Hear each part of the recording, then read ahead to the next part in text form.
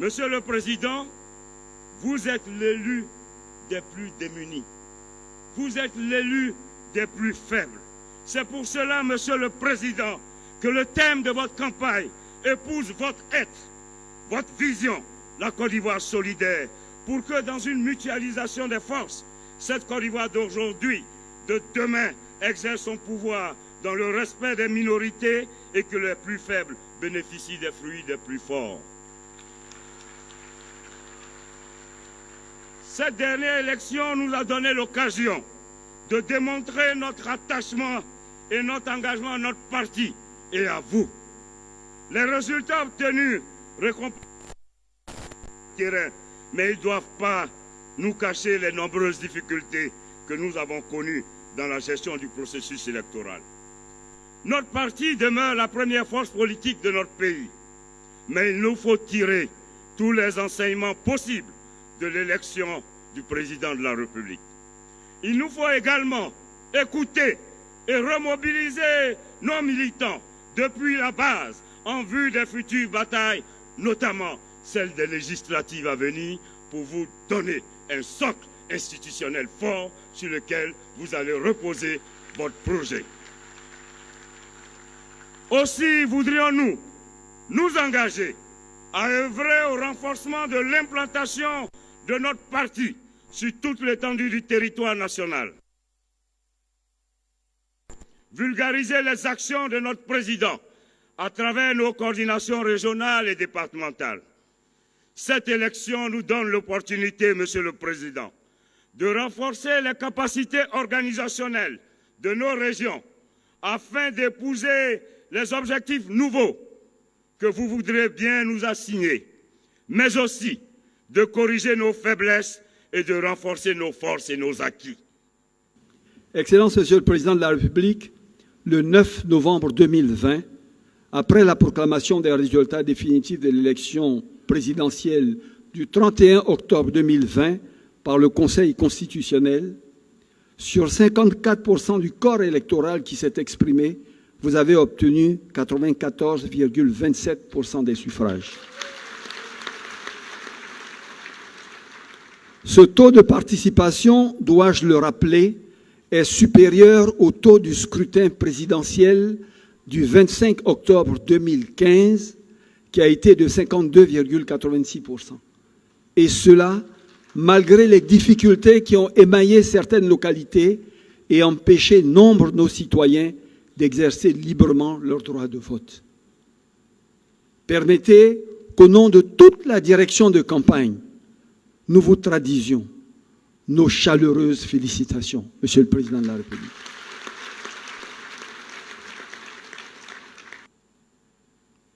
C'est le lieu pour nous de rendre également hommage, un hommage tout particulier à feu le Premier ministre Amadou Gon Coulibaly, président du directoire du RHDP et artisan de l'immense travail abattu.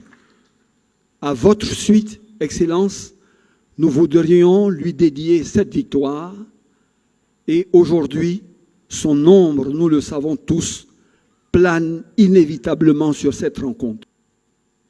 Pour de multiples raisons, Excellence, Monsieur le Président de la République, vous savez, et vous le savez déjà, l'élection présidentielle du 31 octobre a rencontré des difficultés. Nous aurions pu atteindre des résultats allant bien au-delà de nos attentes. Nous en avons déjà largement débattu et les responsabilités sont situées, sont partagées. Mais au-delà de ces regrets, cela doit être surtout pour nous une source d'enseignement, afin d'en tirer les leçons qui nous permettront d'améliorer nos résultats aux échéances futures. Merci à Dieu et merci au ciel de vous avoir. Je crois que ça, c'était le plus beau sketch, hein?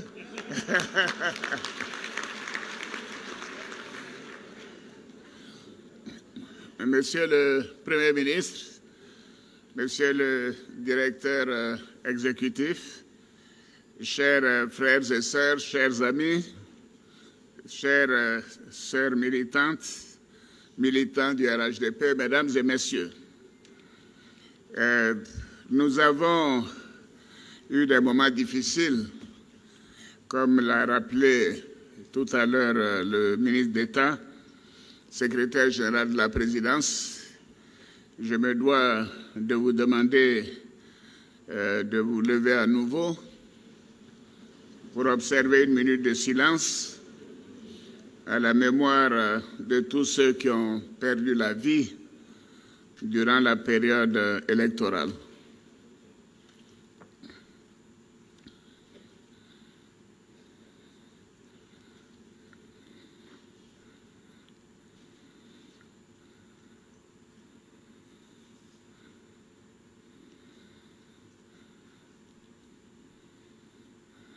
Je vous remercie. Effectivement, nous avons été meurtris par tous les deuils qui ont été mentionnés, mais nous avons également perdu 87 personnes pendant cette période électorale, avant, pendant et après les élections.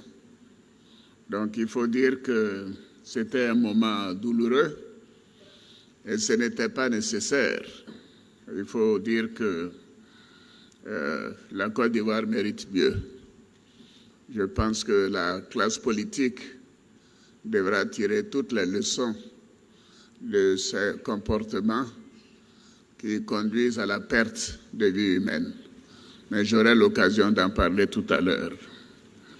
Chers frères, chères sœurs, je suis heureux de vous retrouver à l'occasion de ce premier conseil politique de notre parti, notre grand parti, après l'élection présidentielle du 31 octobre 2020.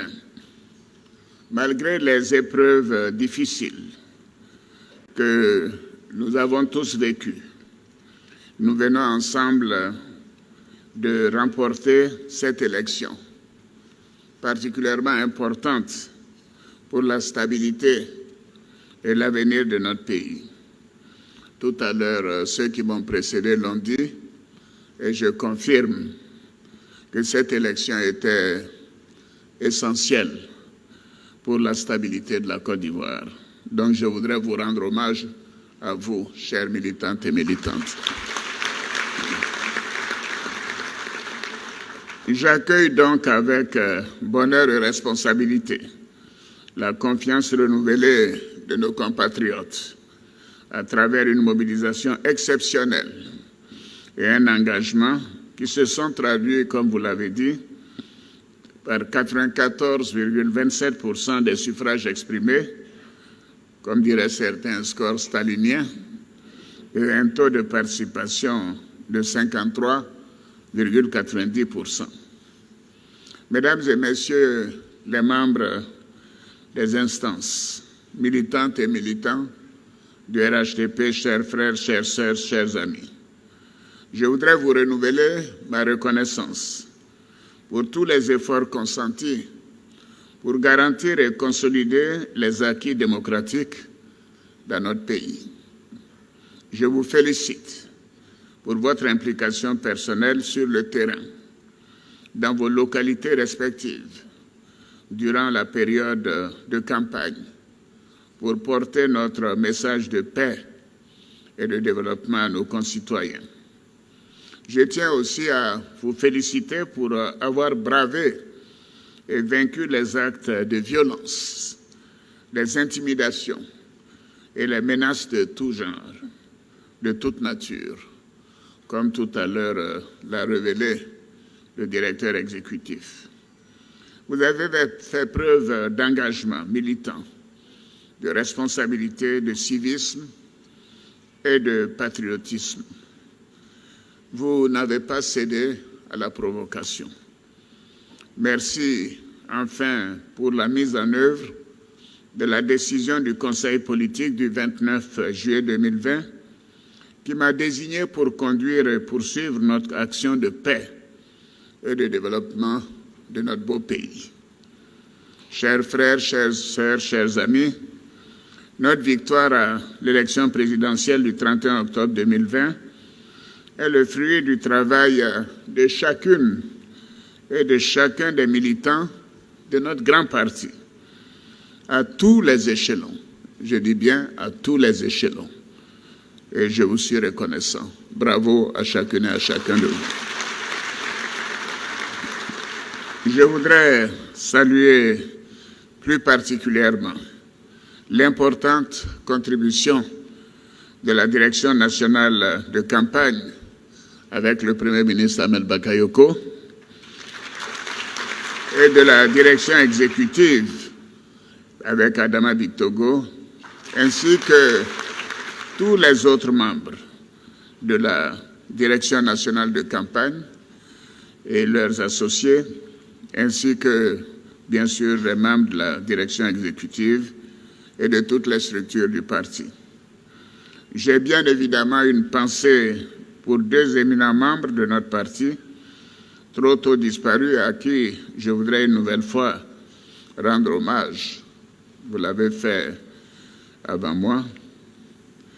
Il s'agit bien sûr de feu le Premier ministre Amadou Gon Coulibaly et de feu le ministre de l'administration du territoire et de la décentralisation, Sidiki Diakité.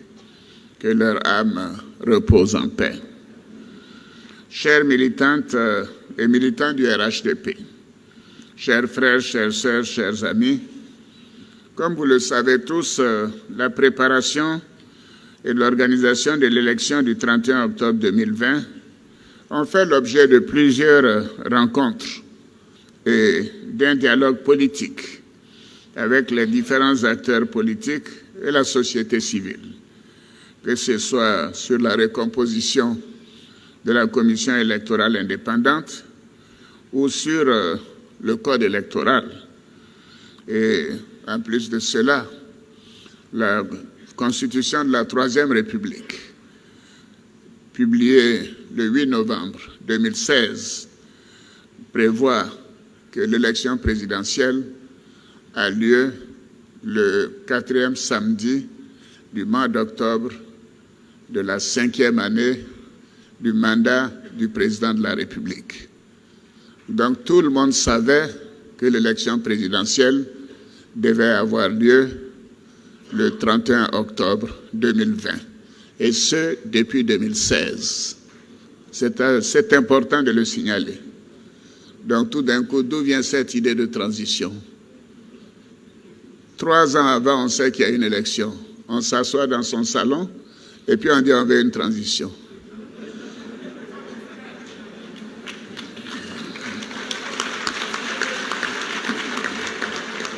Au regard de tous les efforts consentis par le gouvernement pour la tenue d'un scrutin transparent et apaisé, je déplore les graves incidents dus au boycott, d'abord au mot d'ordre de désobéissance civile.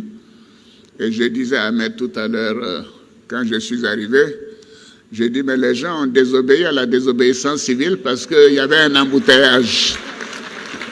Et comme je n'aime pas utiliser les gyrophares, c'est pour cela que je suis arrivé avec un quart d'heure de retard. Les Ivoiriens désobéissent à la désobéissance civile. Donc je déplore les graves incidents dus à la désobéissance civile et au boycott actif lancé par l'opposition.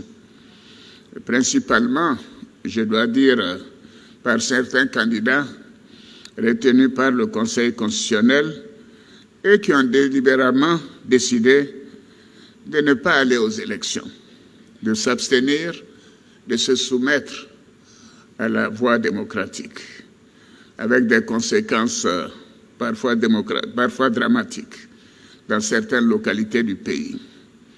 Quant à d'autres qui ne figuraient pas sur la liste électorale, ils ont promis une transition assez loin au bord de la Seine en disant, vous allez voir, il n'y aura pas d'élection le 31 octobre. Mais les élections ont eu lieu le 31 octobre.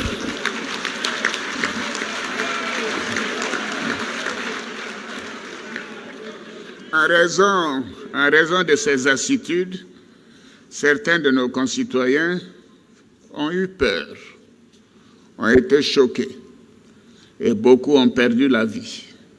et d'autres ont été blessés ou ont subi des pertes matérielles. De nombreux Ivoiriens ont aussi été empêchés d'exercer leurs droits civiques. Et là, je considère que nos lois doivent être réformées pour que de tels actes soient considérés comme pouvant conduire à des actions pénales. Ce n'est pas normal d'empêcher les Ivoiriens de voter. Et je voudrais rendre hommage à certains d'entre vous. Raymond Goudou, relevez-vous. Raymond a pris les gendarmes pour aller dans son village pour voter. Elle a fait ça. Et je pourrais nommer d'autres personnes. Mais bien sûr, beaucoup ont eu peur. Et ces actes sont des actes criminels.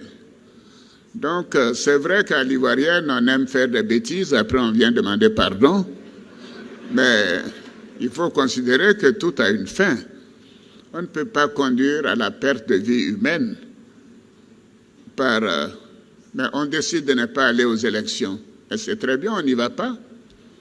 On décide de ne pas voter, on ne va pas voter. Mais qu'est-ce que ça veut dire d'aller empêcher les autres de voter? Déjà, la Côte d'Ivoire est en pleine déforestation. On fait tout pour améliorer le couvert forestier.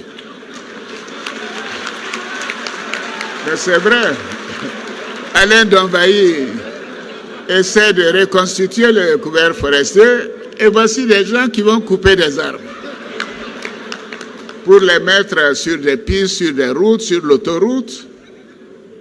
Et cela conduit à des accidents, des morts d'hommes. C'est pas normal. Vraiment, nous avons tous des parents d'un côté ou de l'autre. Moi-même, j'étais le numéro 2 du PDCI à un moment donné. Mais il faut qu'on se parle, qu'on dise, il faut arrêter ça. C'est pas normal. Si on ne veut pas voter, on ne vote pas. Mais on n'a pas le droit d'empêcher les autres de voter, c'est pas normal. Et surtout quand ça conduit à mort d'homme. Bref, en tout cas, je suis révolté par cette manière de faire.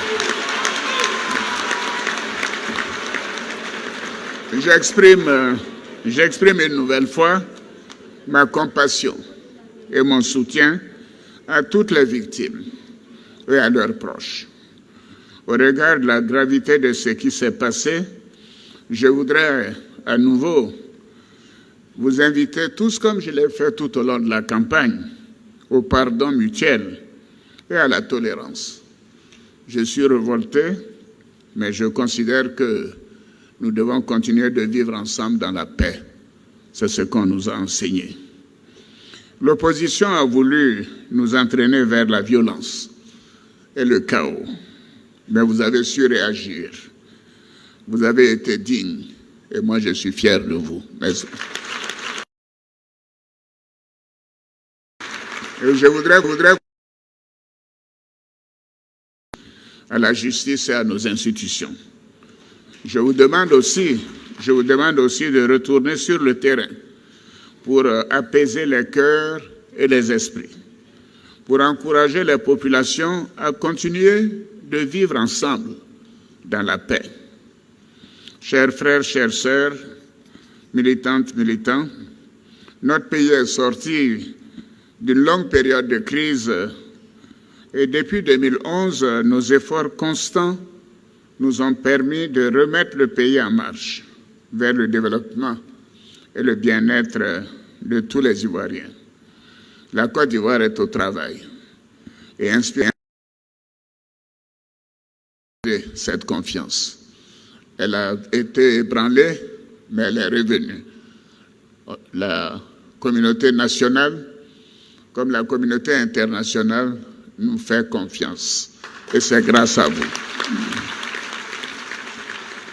Parce que j'avais entendu certains dire « Ah, il n'y a pas de lettre de félicitations d'un tel et d'un tel. » Mais nous sommes membres de la CEDEAO, de l'Union africaine, et voici des gens qui se disent patriotes, Ils attendaient des lettres de félicitations, je ne sais d'où.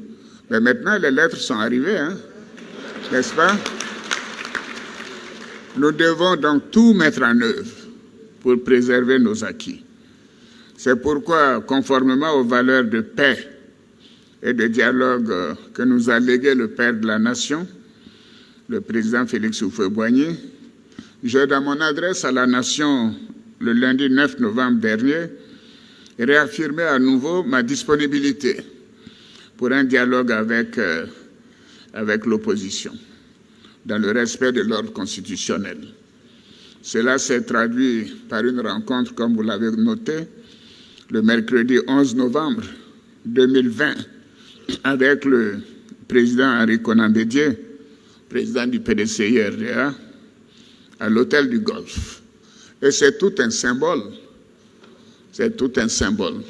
Parce que nous avons été enfermés pendant 4 mois et demi à l'hôtel du Golfe. Oui, 4 mois et demi. Et je l'ai rappelé au président Bédié. J'ai dit, mais président, nous étions là ensemble, n'est-ce pas?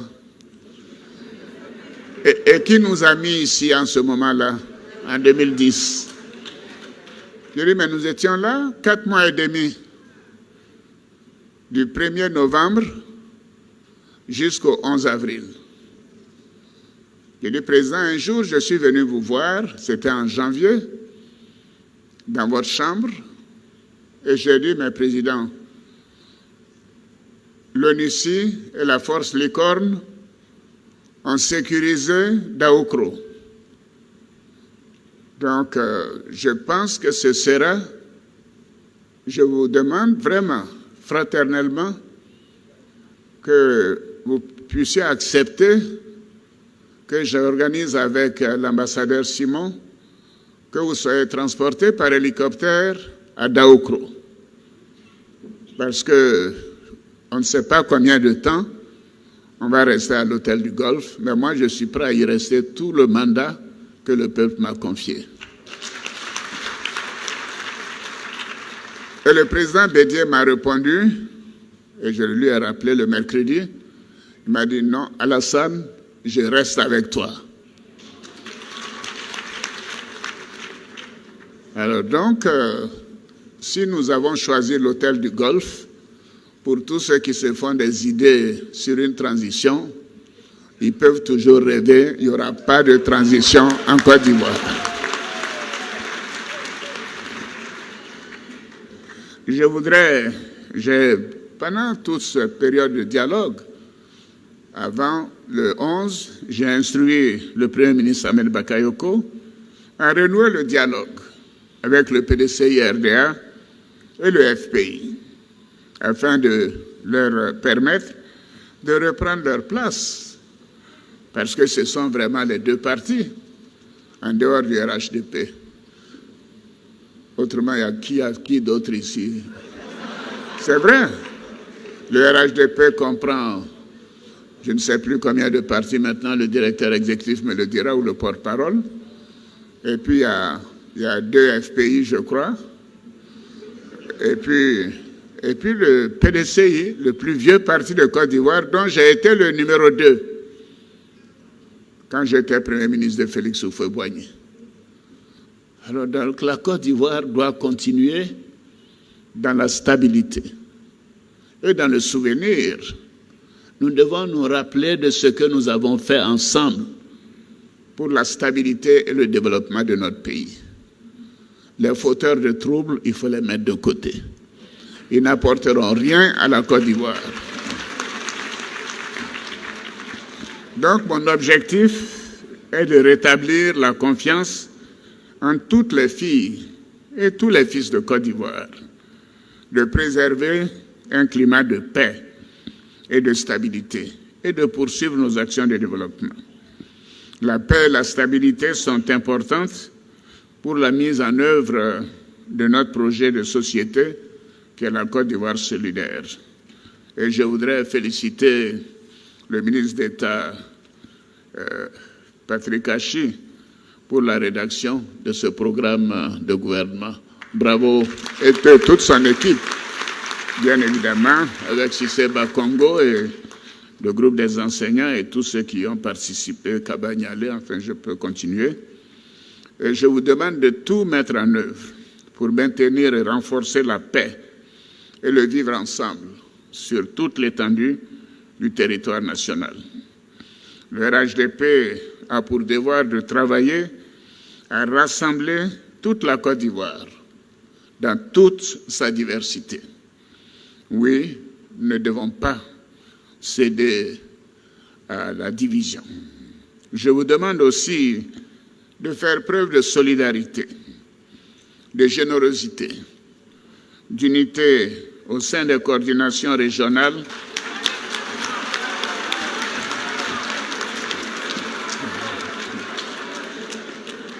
à travers une bonne collaboration entre les coordinations régionales et l'ensemble des structures de base. Soyez, mesdames, messieurs, surtout pour les hauts responsables, soyez encore plus à l'écoute des militants et de la base. Oui.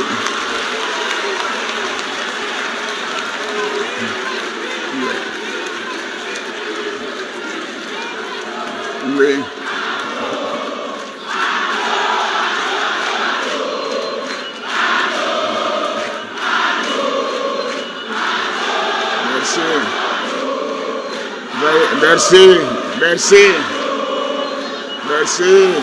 Merci beaucoup. Merci.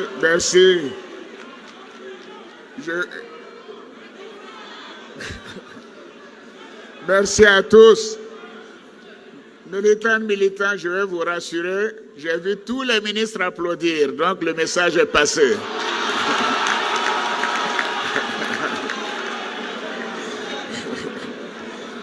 Bien, oui, soyez avec les militants et les militantes, surtout les jeunes. Oui, les jeunes. Oui, les jeunes. Il faut soyez en contact avec les jeunes. Oui. Bien sûr, nous avons, au titre du gouvernement, toute une série de programmes. Mais je vous promets que nous allons aller plus loin. Oui, parce que nous savons que dans les villages, il y a une certaine jeunesse désœuvrée, non formée, manipulable et qui a été manipulée. Et je vais dire à cette jeunesse de ne pas céder à la manipulation. Le Premier ministre travaille déjà sur un programme pour la prise en compte de cette jeunesse. Ceci doit se faire dans la paix. Ceci doit se faire dans la paix. Et j'ai la ferme conviction que par l'engagement et le travail de chacune de vous, dans l'Union, nous parviendrons à bâtir une Côte d'Ivoire meilleure. C'était le thème de notre campagne. Merci pour votre soutien et nous commençons un nouveau mandat et les gens nous verront au travail comme pendant le premier mandat. Je vous remercie.